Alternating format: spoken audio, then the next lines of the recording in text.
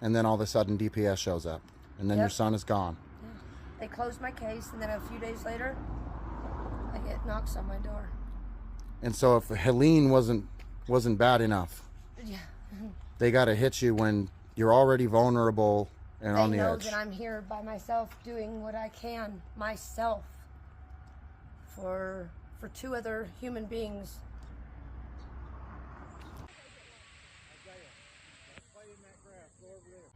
He's in foster care at least an estimated an hour and 45 minutes away. And right before I pulled in here, you just got a piece of mail. I did. And the gist of that document basically says that the judge just has decided it's in the best interest of Benji to stay in the state's custody until December 3rd, where you're where you're gonna have a preliminary hearing. Correct. Now, at the first preliminary hearing, you were not accompanied by an attorney. No. You were alone. I was alone. And did you ask for an attorney? I did. And you were denied.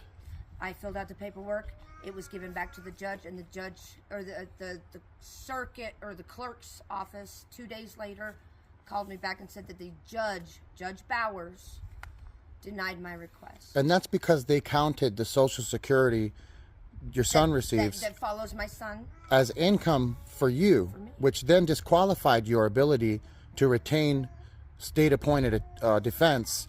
And the craziest part is you're not receiving those funds. Protective Services is. They go to the foster family, plus I have to pay child support on top, plus I have to have a place for him to live, plus I have to have transportation to visit him 4 months consecutively, or I lose my parental rights. So the income that you would have been using to create a rehabilitated home from this situation is now taken away. Parents. So they moved him 2 hours away. Yes. Knowing that you have car troubles, knowing that you don't have the money for a lawyer, they won't give you a lawyer, and they want you, when you're taking care of your mother, to now stop everything you're doing, get a full-time job, and then somehow be able to take care of your mother and drive 2 hours for visitation. Classes and do this and do that. Do you think it's possible to do all the programs they want you to do and take care of your mother and go get a full-time job and be able to maintain that job? If it's doable, it'll be probably the hardest thing I ever do in my life, is having to take care of mom and still take care of myself so that I'm good. Do you think they really are understanding the situation that they're putting you in as a mom? They don't give a shit. They don't care. And you've had clean drug tests, and they want more and more and more. It seems like when they make one line and they say, hey, come to this line and we'll give you your son back. You gotta step to this one. And then the next one. And then you gotta take 20 more steps. Here's your new one. It's never good enough, is it? It's gonna go past. It's gonna go past that Dodge Ram up there pretty soon. It's gonna go past that. You know. We're on the other side of the mountain. It's gonna go down to the state line. It will. And then by then, you know what they do?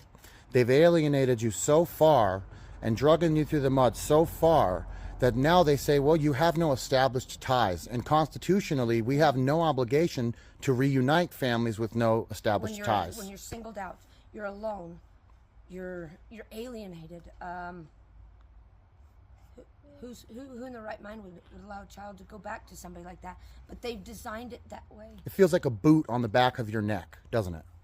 On the back of your neck, in your nose, in your jaw, in your chest, in your stomach. And does that make it hard to do the right thing every day? Does it make it more difficult for you to do the right things for yourself and as a mother and for everyone that needs you? Does it make it any easier or harder on you, all this pressure and weight that they put on you? Pressure and the weight make you want to crumble. I mean, for 8 years now, that's all I've had to be is strong. And I crumbled one time. Once. After a horrible disaster. After a disaster. And they're making me pay for that now. And I understand I'm human. I will make mistakes. I did make mistakes. I don't believe I need to pay to this degree. Period. End of story. You don't need to traumatize my son more, who's already been through enough. Because of his birthday, he should be in the 1st grade, because wherever his birthday falls. They did bump him up to 2nd grade, because He's amazing. Genius level. He is. He's amazing. He sounds amazing. They wouldn't let him take any of his toys, anything. They let him take one stuffed animal. One. That was it. He couldn't take his Legos. He couldn't take any of the food he likes to eat. And that was probably the hardest thing I've ever had to do, was put him in that truck. What do you think he was feeling in that moment? I know these are hard questions. You could tell he wanted to just crawl right out of that truck, right back into my arms. He just kept pleading with me, please, Mama. Please, Mama, I don't want to. Please come with me.